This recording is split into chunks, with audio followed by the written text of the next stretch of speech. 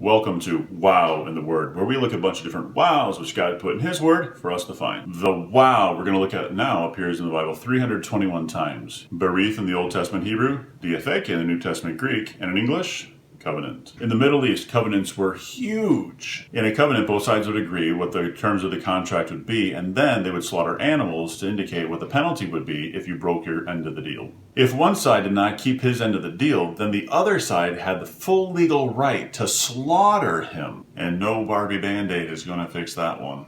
In treaty covenants, two people would make an agreement that would have mutual benefits, such as Isaac and Abimelech agreeing not to kill each other. In grant covenants, one person promises to help the other person with no benefit in return. These are the kind God makes throughout the Bible. The underlying basis of God's covenants with us is not mutual benefit, but Him loving unlovable sinners. We are blessed at God's expense. In the Old Testament, God's covenants essentially boil down to, I will bless you, and you don't mess it up, or there will be a punishment. For example, God covenanted with Noah that the ark would save his family. Also, God covenanted with Abraham that Abraham would have a son. Also, God covenanted with his people that he would bless them if they followed his rules. Here's the problem. If God's covenant with us is, I will bless you and you don't mess it up, then we are as good as dead. You do know how bad we are, don't you? Knowing this, God promised a new covenant, which entirely depends on Him. Half of the times that the word covenant appears in the New Testament appears in the book of Hebrews. There we are told that Jesus replaces the old covenant with the new covenant. Instead of it being God blesses us and we better not mess it up, the new covenant is Jesus died to take away our mess-ups and we get what He deserves. The complete love of God. And that's way better than that Barbie Band-Aid. Jesus Himself says that in the Lord's Supper, we get the new covenant in His blood. God's covenant, His deal with us, is forgiveness and love, complete and total. Covenant, God's guarantee to you of forgiveness and another